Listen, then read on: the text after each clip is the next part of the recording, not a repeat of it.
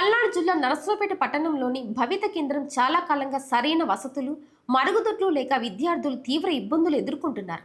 ఈ సమస్యను గుర్తించిన ఎమ్మెల్యే చదలవాడ అరవిందబాబు ఆదేశాల మేరకు సమగ్ర శిక్ష అభియాన్ నిధుల నుంచి సుమారు 10 లక్షల వ్యయంతో పాఠశాలలో అభివృద్ధి పనులు చేపట్టారు. ఇందులో మరుగుదొడ్ల నిర్మాణం, మౌలిక వసతుల కల్పన వంటి పనులు పూర్తయ్యాయని నాయకులు తెలిపారు. ఈ అభివృద్ధి పనులతో దివ్యాంగ విద్యార్థులకు మరింత మెరుగైన విద్యా వాతావరణం, పరిశుభ్రమైన సౌకర్యాలు అందుబాటులోకి వచ్చాయని వారు పేర్కొన్నారు.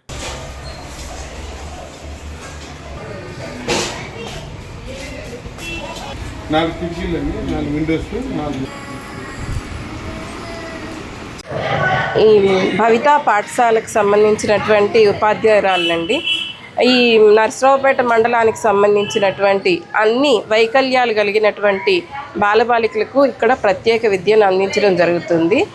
అయితే మా పాఠశాలలో ఇంతకుముందు చాలా మౌలిక సదుపాయాల కొరత అనేది ఉండేది. ముఖ్యంగా మరుగుదొడ్లు కానివ్వండి, మంచినీరు, అలాగే వాడుక నీరు కూడా సమస్యగా ఉండేది.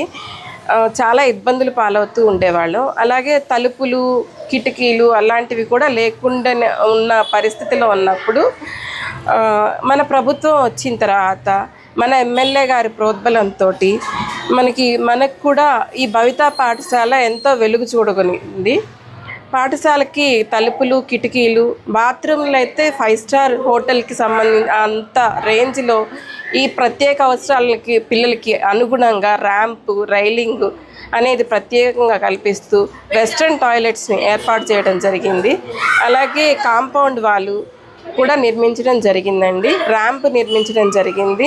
ఇందుకు ఎమ్మెల్యే గారికి అలాగే మహబూబ్ అలీ గారికి కూడా మా హృదయపూర్వక నమస్కారాలు తెలియజేసుకుంటున్నామండి. మీ సేవలు థ్యాంక్ యూ ఎమ్మెల్యే గారు, and thank you so much sir. అలాగే ప్యూరిఫైర్ కూడా వచ్చేస్తుందండి. ఇకపై పిల్లలకి ఎలాంటి వ్యాధుల బారిన పడకుండా మంచి త్రాగునీరుని అందించడంలో మీ ప్రోద్బలం ఉన్నందుకు చాలా కృతజ్ఞులమండి. Thank you sir. మన నరసరావుపేట శాసనసభ్యులు డాక్టర్ చదలవాడ అరవిందబాబు గారి ఆధ్వర్యంలో రోజు ఇవాళ భవితా స్కూల్కి రావటం జరిగింది. అయితే గత 2-3 నెలల క్రితం అయితే ఇక్కడ సందర్శించినప్పుడు ఇక్కడ పిల్లలకి బాత్రూమ్లు కానీ, లేకపోతే లెట్రిన్కి సంబంధించి, డ్రింకింగ్ వాటర్ సంబంధించి మొత్తం చాలా అధ్వానంగా ఉండేది. ఈ స్కూల్లో చాలా మౌలిక సదుపాయాలు అనేది తక్కువగా ఉన్నాయి. తర్వాత ఇదే విషయాన్ని ఇక్కడ ఉన్న హెడ్ మాస్టర్ గారు ఎమ్మెల్యే గారి దృష్టికి తీసుకెళ్ళటం, ఎమ్మెల్యే గారు దీని మీద ప్రత్యేకమైన దృష్టి పెట్టి దాన్ని బాగు చేయించడం జరిగింది.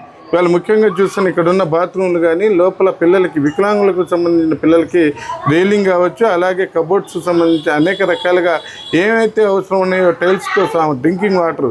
ఈ స్కూల్కి డోర్లు, విండోలు కూడా బాగా డ్యామేజ్ అయితే దాని స్థానంలో కొత్తగా మళ్ళీ ఐరన్ డోర్స్ పెట్టడం జరిగింది, కలర్ వేయటం జరిగింది.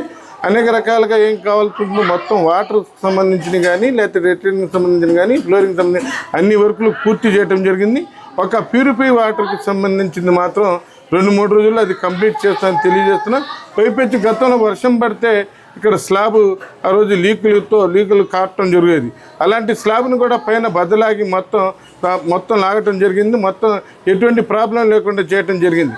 ఇక్కడ ఇదే ఇవాళ చూడటానికి చదలవాడ అరవిందబాబు గారి యొక్క పనితీరుకి ఇది ఒక నిదర్శనం తెలియజేస్తున్నాం.